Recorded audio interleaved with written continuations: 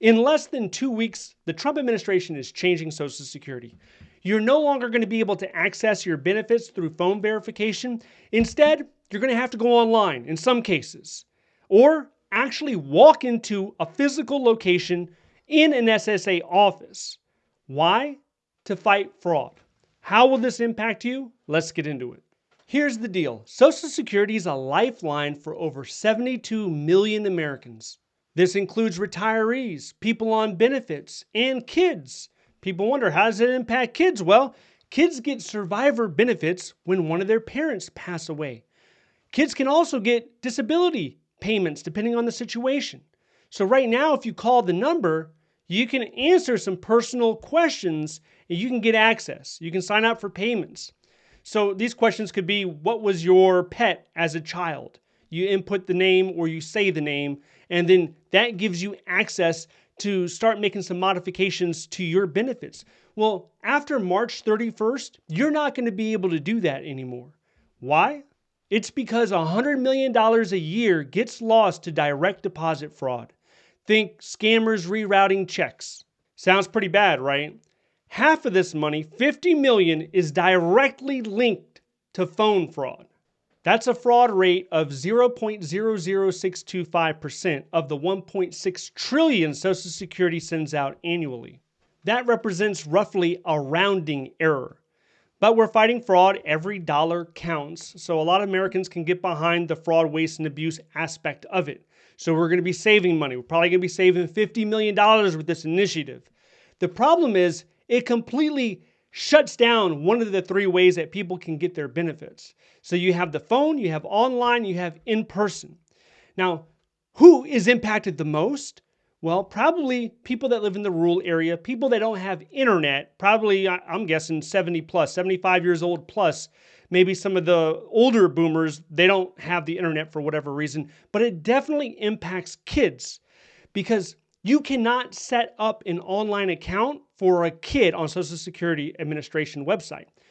A kid is anybody who's below the age of 18. They have to walk into a physical office to set up their account for the first time. And like we just mentioned, there's over 40 offices that are being shut down that had their leases terminated by the Department of Government Efficiency, by Doge, by Elon Musk, by the Trump administration. In fact, if you go to the Doge website, on the leaderboard, which is like a gamer reference, on the top 10 leaderboard, the Social Security Administration is number 8. So it ranks in the top 10 of the deepest cuts. When talking about the fraud, part of the $100 million in direct deposit scams, it comes from the phone verification where they ask you questions like, what's your childhood dog's name? Now, that's what's being focused in on here. Although that if you look at the banks, the largest banks in this country, talking about Wells Fargo, Bank of America, Chase, they all use the same phone verification process. So if you wanted to access your account or you wanted to verify who you were, they do the same exact stuff.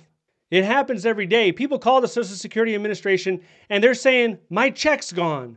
They check on their screen and it's true. Their bank information was swapped out and it was done online. It wasn't done through a phone. And there's a few ways that this can happen. Number one is phishing scams. And then you have stolen credentials or information and data breaches. But there's more. They're changing the 30-day window for direct deposit changes. They're changing it to 1 day, which is great if you're legit. But it's bad if you're being targeted for a scam. It's bad if you're not familiar with technology. So we have people saying that this is a rushed rollout. No public heads up, just a vague deadline. Picture this, a senior gets a call. Social Security is changing. Quick, give me your information. Gives the information, boom, identity theft. He's a victim now. So if you're not aware of this, there's 35,000 robocalls happening in this country every year, at least at a minimum. And they're successful at getting at least $10 million each and every year. You get those robocalls, or you know someone who does. I get those robocalls, and we're listening to them, and we're like, what are you talking about? You hang up, maybe you block the number, and you're thinking in the back of your head, who falls for this? You would have to be, slow to fall for a scheme like this. Well, people fall for it. Even if it's a 0.5%, it is successful. Otherwise, they wouldn't do it anymore. Who's doing it? Organized crime is largely doing it, domestic and international. They're doing it because it makes them millions of dollars. Maybe not from people like you or me, but there's other people that are more vulnerable that are being targeted, that are being exploited. Social Security is already stretched thin as it is. The staffing is at a record low, which was recently made even lower. You know the biggest complaint of SSA before all of this, the biggest complaint before the cuts was burnout. It was two things really. It was burnout because of the workload. There was so much workload, so much backlog. Employees were getting burned out. Number two was the interaction with the public.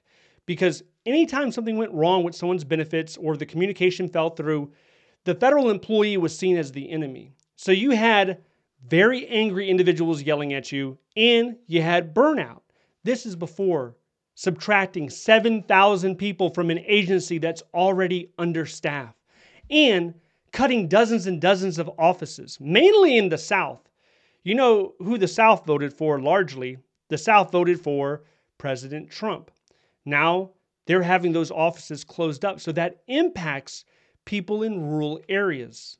The acting commissioner estimated that between 75,000 and 85,000 more people would need to visit Social Security offices each week. When you decide to close a field office, less disability claims come through. Less people have access to the Social Security services. This is not speculation.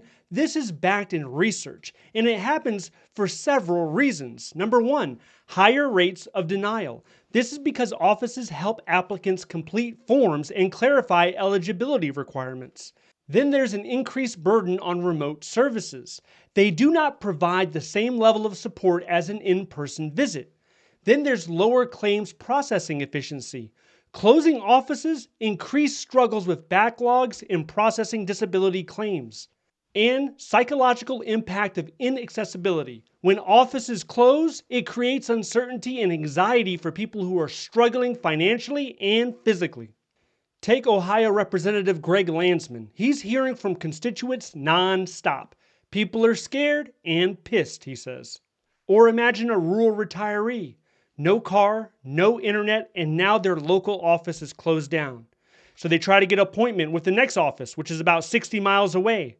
Except there's a 2 to 3 month wait before they can get an appointment with that office. The time for processing a disability has already doubled in the last 5 years.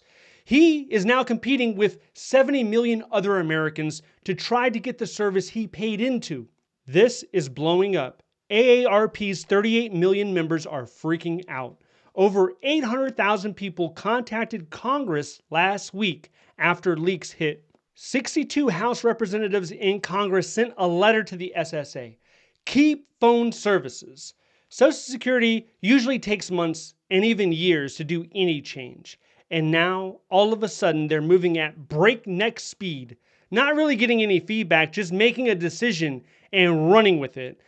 Not understanding, or maybe they do understand, that millions of people are going to be impacted by this.